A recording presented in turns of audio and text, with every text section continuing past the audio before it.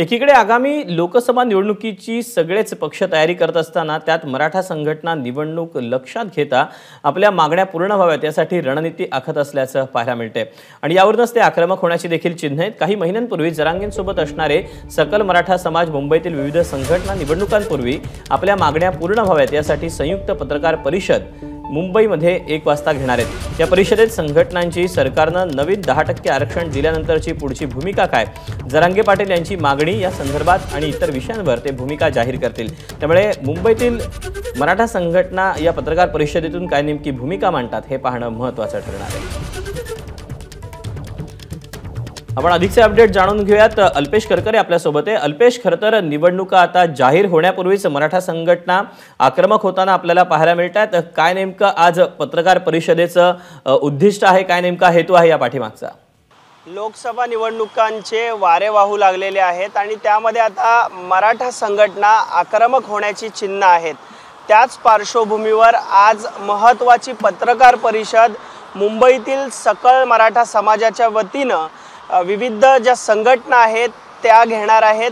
1 वाजता दुपारी ही पत्रकार परिषद पार पडणार आहे। त्यापूर्वी मराठा क्रांती मोर्चा, मराठा ठोक मोर्चा व विविध मराठा समाजाच्या संघटना आहेत त्या बैठक घेतील आणि या बैठकीमध्ये आपली भूमिका मांडतील, विषय ठरवतील आणि त्यानंतर पत्रकार परिषदेमध्ये ते आपले विषय मांडणार आहेत।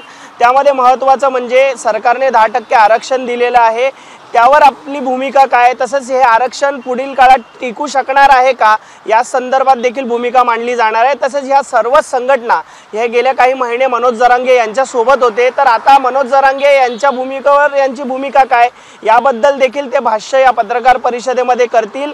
तसंच महत्त्वाचं म्हणजे आता आपण पाहिलं तर राज्यभरात आगामी लोकसभा निवडणुकीच्या पार्श्वभूमीवर विविध मराठा संघटना जिल्हा पातळीवर बैठका घेत आहेत, आपले उमेदवार उभे करू असं सांगतायत। त्या पार्श्वभूमीवर हे उमेदवार नक्की उभे केले जावे का आणि जर उभे केले तर त्याचे परिणाम काय होतील, त्याचे दुष्परिणाम काय होतील या संदर्भात महत्त्वाचं भाष्य या पत्रकार परिषदेमध्ये राज्यभरातील जे महत्त्वाचे समन्वयक मराठा समाजाचे आहेत ते या ठिकाणी करतील। तसेच मराठा समाजाच्या ज्या विविध मागण्या आहेत ते लोकसभा निवडणुकीच्या पूर्वी पूर्ण व्हाव्यात यासाठी या मराठा संघटना आग्रही असणार आहेत आणि त्याच दृष्टीने त्या मागण्या करणार आहेत। त्यामुळे आज आपल्या पत्रकार परिषदेमध्ये मराठा संघटना काय नक्की भूमिका मांडतात हे पाहणं महत्त्वाचं ठरणार आहे। मात्र लोकसभा निवडणुकांपूर्वी मराठा संघटना आणि मराठा समाजाचे समन्वयक आहेत ते आक्रमक होण्याची चिन्ह आहेत। दीपक, अल्पेश, धन्यवाद दिलेल्या सविस्तर माहितीबद्दल। एबीपी माझा, उघडा डोळे बघा नीट।